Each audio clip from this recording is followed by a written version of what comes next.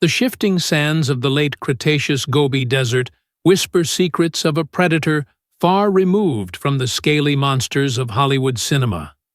75 million years ago, beneath the scorching sun of ancient Mongolia, a small but lethal shadow moved through the dunes with a bird-like twitch and a cold, calculating gaze.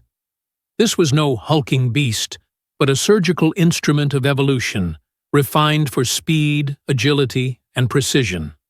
This is Velociraptor mongoliensis, the swift Caesar. Despite its fame as a movie icon, the scientific reality of this animal is even more fascinating. A turkey-sized, fully feathered assassin that relied on a terrifying sickle-shaped claw to conquer its world. In the grand narrative of prehistory, it remains the ultimate proof that lethality does not require massive size, only the perfect biological toolkit for the kill. The narrative of Velociraptor discovery is as cinematic as the creature itself, beginning in the early 20th century during a period of daring exploration. In 1923, the Central Asiatic expeditions led by the American Museum of Natural History ventured into the heart of the Gobi Desert. This expedition, headed by Roy Chapman Andrews, was originally searching for the origins of humanity, but stumbled upon one of the most prolific dinosaur graveyards on Earth. At a location known as the Flaming Cliffs within the Jadokta Formation, a team member named Peter Kaizen discovered the first skull and a singular, lethal toe claw. These remains belonged to a creature that challenged every existing notion of dinosaurian biology. For decades, the significance of this find was confined to specialized academic circles.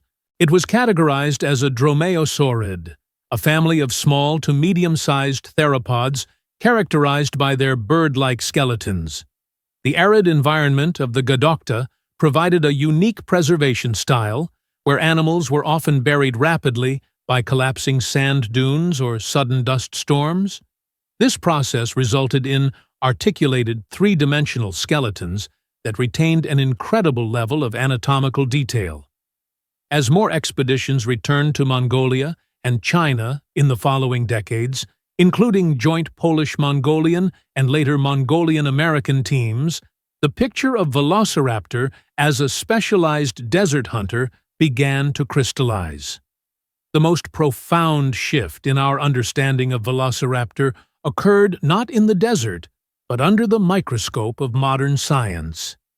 For generations, this predator was depicted as a naked reptilian lizard. This image was shattered in 2007 when a team of researchers led by Alan Turner and Mark Norell examined an ulna, which is the forearm bone, of a Velociraptor specimen discovered in the Gobi. They found a series of small, regularly spaced bumps known as quill knobs. These structures are identical to those found in modern birds like the condor, where they serve as attachment points for the ligaments that secure large flight feathers. This discovery provided undeniable physical proof that Velociraptor was fully feathered.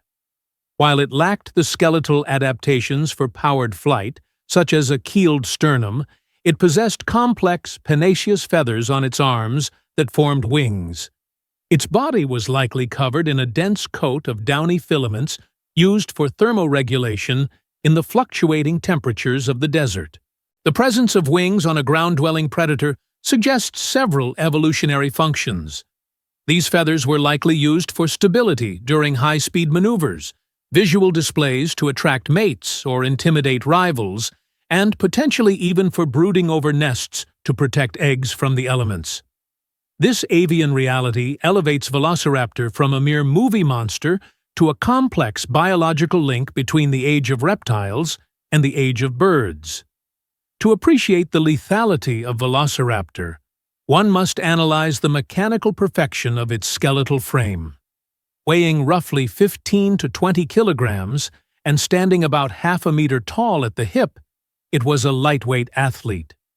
Its skull was long, narrow, and slightly upturned at the snout, housing approximately 80 sharp, backward-curving teeth. These teeth were serrated and optimized for a snapping bite that could grip and tear flesh with repetitive precision. Unlike larger predators that relied on bone-crushing power, Velociraptor used its jaws like a surgical knife, targeting the soft tissues and vital arteries of its prey. The defining feature of the animal was the specialized second digit of the hind foot. This digit carried a massive sickle-shaped claw that could measure up to 9 centimeters along its outer curve. While popular culture often depicts this claw as a disemboweling tool used to slash the bellies of larger dinosaurs, biomechanical simulations from late 2025 suggest a more technical application. The claw was a high-pressure puncturing tool. The inner edge was sharp, but the overall structure was designed to hook and grip. This allowed Velociraptor to anchor itself to a struggling victim, using its claws to maintain a lethal hold while it delivered finishing bites to the neck or throat. The most compelling evidence for Velociraptor hunting behavior comes from a fossil that is widely considered the most famous in the world: the fighting dinosaurs. Discovered in 1971, this specimen depicts a velociraptor and a protoceratops locked in a mortal struggle. The velociraptor has its sickle claw embedded in the neck of the herbivore, right where the carotid artery would be located. In return, the protoceratops has clamped its powerful beak onto the right arm of the predator. Both animals were likely buried instantly by a collapsing dune, freezing their final moments for 75 million years. This specimen supports the raptor-prey restraint model, often abbreviated as RPR. This hypothesis suggests that Velociraptor would leap onto its prey, pinning it under its body weight while using its foot claws to grip the head or neck. The wings on its arms would flap to provide balance, a behavior observed in modern hawks and eagles when they pin down large prey. This technique allowed a relatively small predator to take down herbivores that were significantly more robust. The fighting dinosaurs fossil is not just a piece of bone. It is a behavioral map that confirms Velociraptor was an active, aggressive hunter that took high-risk gambles to secure a meal. The brain of Velociraptor was exceptionally large for its body size, a characteristic of the dromaeosaurid lineage.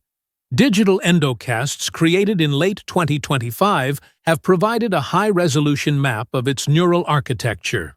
The regions dedicated to vision and coordination were highly developed, supporting the idea of a predator with extreme situational awareness.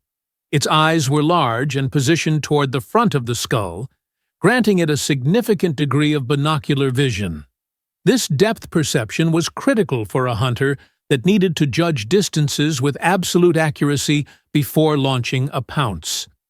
The inner ear was tuned to detect high-frequency sounds, likely the scurrying of small mammals or the calls of other dinosaurs. Its sense of smell was also acute, allowing it to track prey across the vast, arid floodplains. Velociraptor shared the Jadocta ecosystem with a variety of other creatures, including the small, bird-like Shuvuya and the heavily armored Pinacosaurus. However, it also lived in the shadow of giants, like the tyrannosaurid Tarbosaurus. In such a competitive environment, high intelligence and refined senses were not just advantages, they were the requirements for survival. Velociraptor was a master of its niche because it could perceive and react to its world with a speed that exceeded its rivals. One of the most debated aspects of Velociraptor biology is whether it hunted in coordinated packs. While related dromaeosaurs like Deinonychus have been found in groups, Velociraptor fossils are almost always found as isolated individuals. Modern analysis of raptor teeth from 2025 suggests that juveniles and adults often ate different types of food, a pattern typically seen in solitary hunters rather than social pack animals that share kills. It is more likely that velociraptors were opportunistic aggregators. They may have gathered around a large carcass or temporarily joined forces if multiple individuals were targeting the same prey, but there is little evidence for a complex social hierarchy. This makes the individual velociraptor even more impressive. It was a self-sufficient assassin capable of bringing down prey like Protoceratops through sheer technical skill and biological superiority. It was the solitary ghost of the dunes, a phantom that moved through the Gobi with a lethal independence. The extinction of Velociraptor at the end of the Cretaceous did not truly mark the end of its lineage. In a biological sense, the dromaeosaurs were part of a massive success story that continues into the modern day. The anatomical similarities between Velociraptor and early birds like Archaeopteryx are overwhelming. From the structure of the wishbone to the configuration of the brooding nests, Velociraptors were more like predatory birds than traditional reptiles. The legacy of the swift Caesar is visible in every hawk that pins down its prey, and every eagle that uses its talons to grip a struggling victim. Velociraptor was a perfection of the small-bodied theropod design, a creature that traded mass for intelligence and brute force for surgical precision. It remains a symbol of an era when the Earth was a crucible of evolutionary experimentation, resulting in a predator that was as beautiful as it was deadly. By studying Velociraptor, we look through a window into a world where the line between dinosaur and bird was almost non-existent. Velociraptor remains a masterpiece of evolution, a predator that proved the late Cretaceous was a world of incredible specialization and sensory intelligence. From its sickle-shaped claws to its shaggy coat of feathers, it was an animal designed for a kind of warfare that emphasized precision over brute force. It was the definitive ghost of the Gobi, a master of its desert realm. If you are ready to continue exploring the deep-dive stories of the most incredible creatures to ever walk the Earth, and want to stay updated on the latest scientific evidence, please consider subscribing to this channel. Your support allows us to continue bringing the drama and science of the prehistoric world to life with every entry. Tell us in the comments, do you think a feathered bird-like velociraptor is more or less terrifying than the scaly versions from the movies?